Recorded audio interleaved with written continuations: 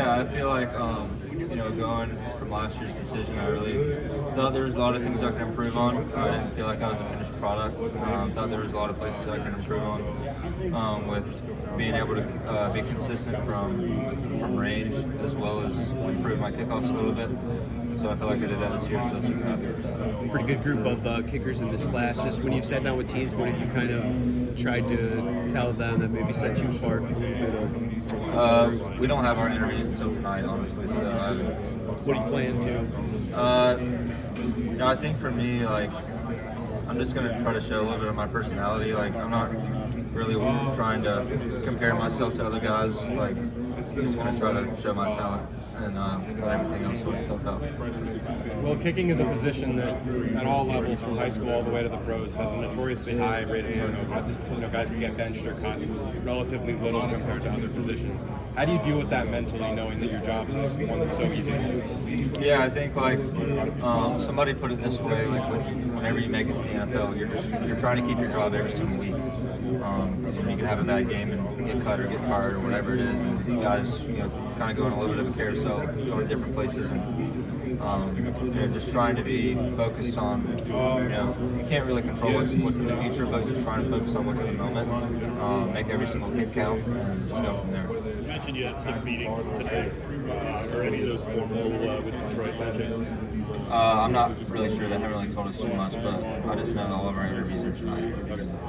Will Harrison Beavis of Missouri talk to us about kind of how with the different SEC stadiums and the way they're built, it kind of affects how much wind is let in and kind of where the crowd stands, how that affects his kicking. Can you talk about that a little bit with specifically in the SEC, how those stadiums are built, how that affects your performance? Yeah, it just depends. Like usually the bigger stadiums, once wind gets in there, it's hard for it to get out, so it can kind of like swirl a little bit, go different directions at different times of the game. The ones that are smaller, if they have like an open end to it, normally the wind just like comes in through there, right there, and there's not as much swirl. It just kind of depends on the stadium, like the layout and everything, but you kind of have to like feel that out in pregame. Just kind of see which way the wind's blowing in different spots. Well, every kicker seems to have a routine. And each one has its own little tweaks and niches. Could you talk about how you developed the one you currently have now and why that specific one works for you? You're talking about like in game or like? Oh yeah, in game. How you prepare yourself for a kick in a game? Yeah, I do a lot of like mental training, like the day before the game. Just imagining myself kicking. Making kicks from different spots the night before the game. I feel like that really helps. And then whenever we get to the stadium, I walk around to a bunch of different spots on the field and just pick out my target, what I'll be aiming at, because once you go onto the field, you don't really want to be thinking about much. You just want to be able to react. So try to do a lot of preparation before the game. That way, as soon as I go onto the field, I'm not thinking about anything. I'm just letting my muscle memory take over. A lot of kickers have, wacky pregame traditions or rituals, maybe a pair of lucky socks or a certain stretching routine, anything like that. Do you have anything like that in your game, or are you just going out there and doing your thing? So my roommate was our punter, and every single game we always bring our PlayStation and just like play video games. When the rest of the team is watching film, kickers don't really have anything to watch the day before the game. So we'd play PlayStation and have some teammates come in there. Even if we played like a night game, the day of the game we'd be playing just to get our mind off the game. Just because if you think about it too much, you can kind of like feel like stress yourself out. So just having fun with the guys. That's something that I started doing. I felt like just kind of put my mind at ease. So. Great, thanks, Will. So talk to me, a little bit, because I feel like a lot of people have this misconception about kickers. So, what does it mean, like to have ice in your veins, and when you really walk up, to hit the game-winning kick, what's the feeling like? Just talk to me about that feeling. Yeah, I think like try to treat it like any other kick. I mean, obviously it's a lot higher and it means a lot more, but. Prepare to hit those type of kicks in practice all the time. I've been kicking since I was in the second grade, so I have hundreds and thousands of reps at it. So just trusting in the preparation. That's why you put the work in all week and all off season, just to prepare yourself for that moment. So then when you go out there, you can just have faith. And obviously there are the downsides. Sometimes you are going to miss kicks. So just talk to me, a little bit about that mindset. after you miss a kick or something, how do you bounce back from that? I mean, because you look at guys at the NFL level, right? They obviously get crucified, which is unfair. How do you bounce back from that? Yeah, I think like obviously every kicker in the world wants to make every single kick, wants to make it more than anybody else. So when that doesn't happen, you know, obviously it's going to happen at some point. You just got to be able to move on from it. I feel like kicking's like 70% mental and 30% talent. So I think like you just got to be able to move on from it and put it behind you and focus on the next one. Now, one last one. You know, what's your thoughts on a kicker like Evan McPherson? So me and Evan are both from Alabama. We did a lot of training growing up together. He's phenomenal. I mean, he's had such a great career. Super proud of him. Best of luck, bro. Thanks. Saban talked about, you know, kind of letting you do your thing. If you had a couple misses, hey, like, Will will figure it out. Did he give you any advice going through this process now? And when you talk to teams, or kind of getting into this process? I feel like indirectly, yeah, he gave me a lot of advice. Just being able to learn from him for the past 5 years, whether that be in team meetings or, you know, us just sitting down and talking. Like, I think, you know, he might not have been meaning to give me advice, but just being able to be a sponge and soak it all in, I think was huge for me. As you've been prepping and stuff, is there any like random thing that he's told you that's kind of popped into your head that? Not really. I feel like just the aspect of, you know, getting guys to do the right thing, and, you know, as long as you work hard and you put your head down and you just keep working, like some of the stuff that's out of our control doesn't really matter. You know, just put your head down and keep working hard. A lot of things I've learned from him for sure. You said you started kicking in second grade. Was that with soccer or with football? No, with football. I started soccer when I was like 2 years old. My dad wanted me to be a little bit of a tougher soccer player, so I joined the football team and tried to play a different position. Kicking tryouts came up, and just happened to be naturally good at it and just started working it. Well, what is the biggest thing you want franchises to take away from you after this week? After this week, you know, I think obviously the workout on Sunday is going to be really important, but I just want guys to be able to kind of know my personality, know my mindset. I feel like that's one of my biggest strengths.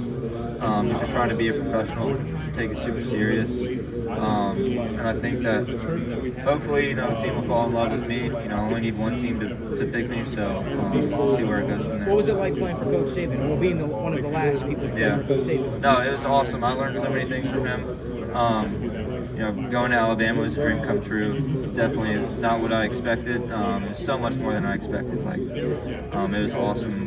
To be able to be around the GOAT for 5 years was amazing. Now, you know, at Alabama, you were sort of unbreakable, right? You came up in so many clutch moments.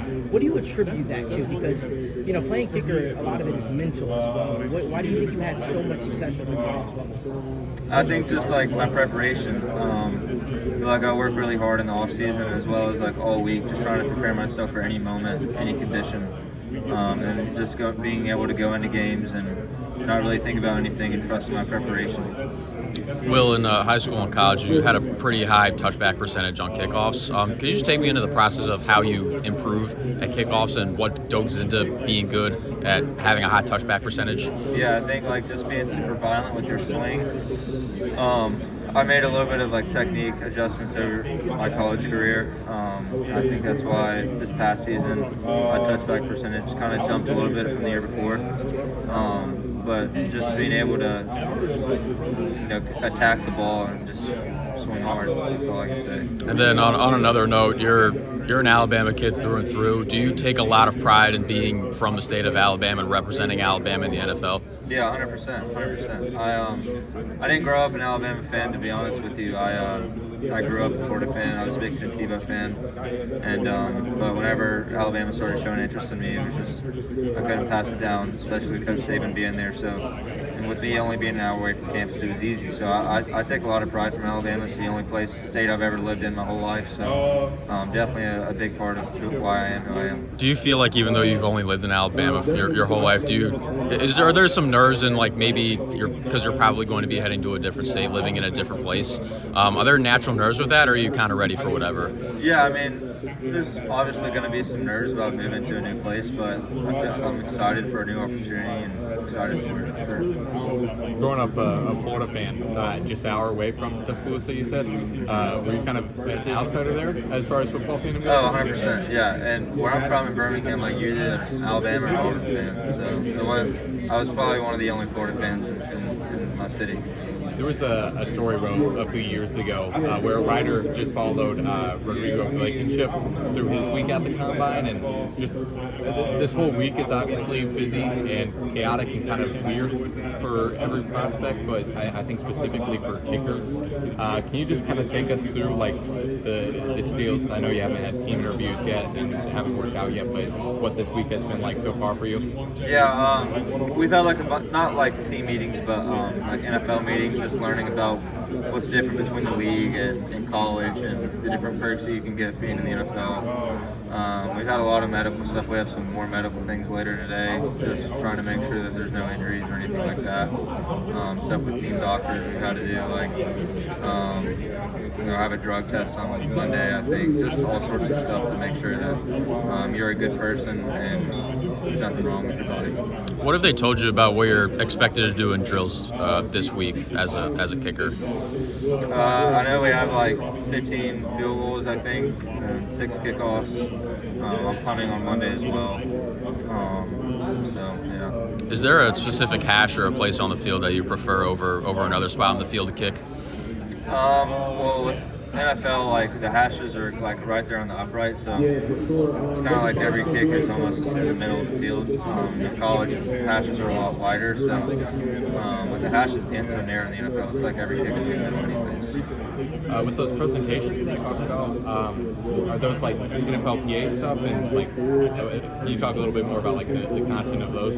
Yeah, like a lot of NFLPA stuff. Just they brought in like a player that's on the Vikings just to tell us like kind of his experience and open it up for questions on any advice that he would give to a guy that's a rookie. So that was pretty cool, just hearing somebody that's kind of went through it already.